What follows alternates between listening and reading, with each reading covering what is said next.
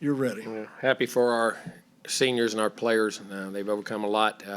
Tough situation to keep fighting and doing the things they had to do. Very proud of them. Very proud for our fans. And we got to have a great game here, and very proud for these seniors to go out their last game ever in Kyle Field in a big win and a big situation. So guys did a really nice job in all three phases. I thought special teams, we did a good job. We kicked the ball well, returned it well. Coddick did the things we had to do.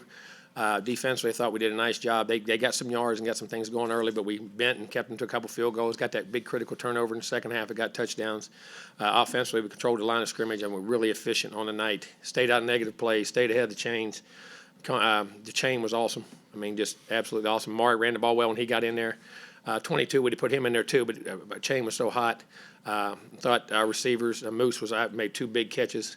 Made one of them with one arm because they were holding the other, and did that. But, he made some nice plays in the game, really big plays, too, that got us down for that third score and got us up. Connor, I thought, made the throws, managed the game, understood where we went checks, made really smart plays on the night, and had couple big scrambles that really helped us.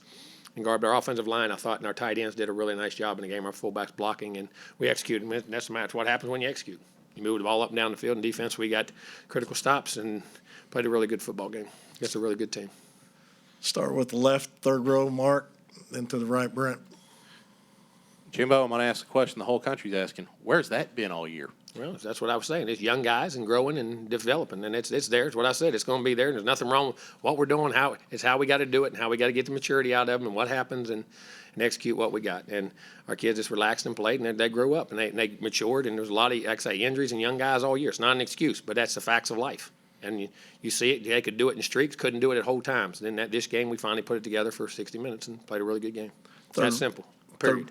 Third row on the right, Brent, and then to the left. What does that say about A-Chain? The fact that he returned from the injury when maybe he could have just said he was not going to finish it out. I told you he wasn't. Right. You didn't believe me. You guys sitting here wouldn't believe us. That these guys, you guys trying to make the players say they were going to quit and do everything else. They wouldn't do it. And I said they weren't. You questioned everything they did on that. All you all did. And that team was very tight together, and it shows the character and who he is and what he is. What does that say? What does that say about him to come out? What there I just said, it says a lot. He's a tremendous human being and a tremendous player and a tremendous leader and a tremendous competitor. He has nothing but heart and toughness about him and everything he does. To the left, Olin. Jimbo, did y'all approach this as, hey, this is settled, like this is our bowl game, and did it feel like a bowl game? No. Okay, and secondly, y'all came out of the start of the second half and Misexecuted two plays. I wanted to ask what was different. That was kind of like the situation with Florida. What was different this time? We just misexecuted plays. It was there, and we just threw it, got to get our head around and threw a ball behind, and didn't stay on the read on third down. That was that simple. The plays were there. Down front, Travis, and then to the left, Alex. 2 SEC wins this year, and Damani Richardson had made a key play in both of them. What is it about him that he finds himself in those positions? Damani's played a lot of ball. He's a very veteran player. He's been around a long time. He knows how to win. He's a great leader, and he's going to play no matter what, and he's going to hopefully have a nice career at the next level. And how important was it for each one of the guys to have Connor, Devon, and Evan all out there at the same time? I think it's only the second time this year that all three have been on the field at the same time. Not very often. Like I say, the injuries and the things, and then get Moose in there and playing, and Noah Thomas and the tight ends and our line. It was good. I mean, like I say, we still haven't had our full team, but that's ball. Sometimes you have those years. You got to learn to overcome it. That's why you got to build depth and keep executing. Second row on the left, Alex. I got a couple on Devon. Just when push came to shove, you guys went with the run game. What were you seeing from LSU's defense that you wanted to keep running the ball? Listen, they have great loose down players. They're great pass rush guys. They're great guys that can rush and things, and you don't want to get in situations to let them do that. And we thought schemes in which we had, and we could get hats on hats, and our guys did a great job of blocking them. And just as Devon maybe looms his future, what has he just meant to this offense the last few years? Well, he's a very versatile guy. That's his greatness. It's his speed, but it's his natural instincts to play the game, and his versatility to block, to run, to catch it down the field, to return.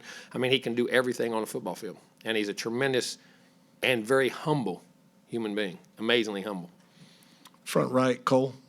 Jimbo, for Connor to have the night that he had against this defense, how does that help him better himself going into the offseason? Well, you learn how to win. You learn how to win. You learn how to manage a game. Sometimes manage a game throwing for 400 yards. Sometimes it's throwing for 150 and being highly efficient and throwing touchdowns and being great on third down and doing the things you got to do. And numbers don't dictate wins. situations dictate wins, and knowing how to play and how to win and how to grow as a quarterback. And he's doing it. He's a very intelligent young man. And then when you look at Moose Muhammad's growth and maturity, where has he really stood out, especially over the last couple of weeks? Well, I think he has Moose has tremendous ball skills. He's a strong-bodied, very sure-handed guy. Makes contested catches and uses his body very well. Can stick his foot in the ground. Can separate. And he has a tremendous future ahead of him. I mean, a tremendous future ahead of him. And then are you going to have cornflakes later? Huh? You're going to have cornflakes later? No. Fourth I don't row know on the what that was left. about. But Yeah, Coach. Just wondering. used to him as a kid. Don't eat him no more. Yeah, Coach. Just wondering from a momentum standpoint, how big is it to have a win like this heading into the offseason? I think it's good for your confidence and what goes on, and this shows you what you're capable of. But it also show you could be, those are things you got to grow to, and that's part of growing up to getting to winning and learning how to do that. And our kids had to fight through that and learning. They played in stretches during the year, but and you got to learn. It's not just your ability, but your mental toughness to compete in games, and that's what I think they continually grew on. On the right aisle, Justin. Jimbo, it's 17-17. They get the ball back, seem to have all the momentum. Then you force the fumble, but then your offense builds off of the turnover and goes and scores. You haven't been able to do that a lot this year, so what's it say about the team's growth? Well, that's what I said. We finally played off each other. Like even when we used to punt the ball back, we'd move it to midfield, punt them in and out to 10. We weren't getting stops all year. We were getting the ball back down here and getting balls out. We played to each other. With the defense, the first half, we scored 3 straight drives. We come out, we go 3 and out, we execute 2 plays and get it, and then we miss another play miss a block on the second series and get it again. Then they get to turn over, and then we go right back to pounding and getting their confidence. And it was just a matter of execution, back to relaxing and executing plays. And it's that simple. I mean, there's no magical formula. It's continuing to not get bored and do your job each and every play and not look too much into something.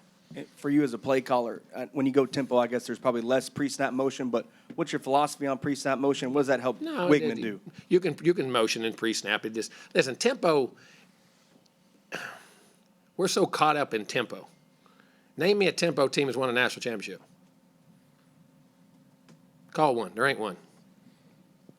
There ain't one in the last 15 years. So y'all aren't caught up in tempo. Tempo ain't won a national championship. All right? So teams that line up and play good football. You can run tempo, and you can have parts of it, and you can use tempo off and on, but pure tempo teams haven't won one. So we can say that all we want. Okay? You can run tempo. You can not run tempo. It depends on what your game plan is. You have to not do for your team to win that game. Sometimes it's tempo, sometimes it's not tempo. To the left, Sam. Hey, Jimbo, a couple things. One, how do you reconcile the promise that you see with how many young guys are out there making plays on the field tonight with the missed opportunities that you've had throughout this season? It's ball. That's called, when you got kids, Yes, 2. you'll understand. How old? 7 and 2. All right? When they're 12 and 13, see if they're doing what they're doing when they're 7 and 2. That's what it gets down to, and you got to help coach them, and you got to lead them, and you got to show them, and they got to learn how to get over that hump. And that's disappointing. As coaches, that's our job, no matter what it is, no matter what that circumstance is. If we had some older guys stayed healthy, maybe it changes, but we didn't, and that's our fight. That's as coaches. That's the situation you're in. That's as a coach, you have to do that. And it's about learning how to win, learning how to stay mature, learning how to focus for the whole time, and learning that there's not a secret to this. There's nothing fabulous about this. Just go do your job. Run your route, make your block, fit your run, do your things you got to do, and play. There's no magical formula. But there's no substitute for maturity and age and development. And you got to grow through that. And it just shows them. And listen, they haven't. And when we showed them on film all year, those things, yes, sir, and they bought right in. And we haven't. Listen, they don't do it on purpose. I know that. We go back and coach the heck out of them on that week. The whole year, they have practiced hard, done hard. We ain't played well in that coaching. We got to do a better job coaching them in that. But at the same time, now they can start to see where that comes from, and that's part of growth. And hopefully we can build on that in the future. We'll see. We'll find out. And what does your next few days look like in terms of kind of what's on your plate in terms We'll of get our team evaluation? together and give them a criteria for what we're doing in December, the lifting, the classes, all that type of stuff, and we'll get the recruiting trail going. Go back behind the lights to Darryl on the left, and then Ben on the right. Coach, I have 2 questions for you. First, in the first half, I think 3 possessions, 17 points. That's where you wanted it all year long. I mean, taking advantage of the ball. I take more possessions. But pretty much making the most of the possessions that you had in the first half. That's what you want all the time, yes. My second question to you is on Devon, the fact that I think he needed 113 to get to 1,000, and he surpassed that and then some. I didn't even know that. Just on him becoming a 1,000-yard rusher. That's a criteria and a mark, but, he could be a 2,000-yard rusher. He's capable of doing that too. He's a capable guy, catches, and he's one of my favorite guys to coach because he gets ball. He's a natural player, but he's so smart, so instinctive, and you can tell him something one time, and he just naturally does it.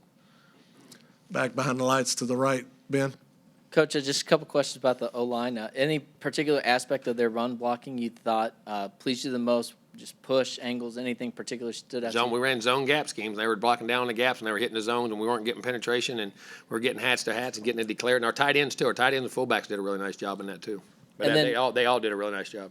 Given how well y'all were able to run the ball, how much do you think that affected their ability, or your ability, I should say, to limit their pass rush and not have some of Well, those that's guys huge. get That's the whole thing. You can't get in long downs. They're a great loose down team in that regard. And not that they didn't play the run well, but you got in loose downs, man. They were hard to handle. They had a lot of guys who could rush and play, and you had to make them take on. Not that they couldn't. I'm not saying that at all. But you were better off trying to do that, and we were able to run it, and then we keep and working the clock in the right down and distance situations. All right, Coach, thanks for your time. We'll get Thank the you. players.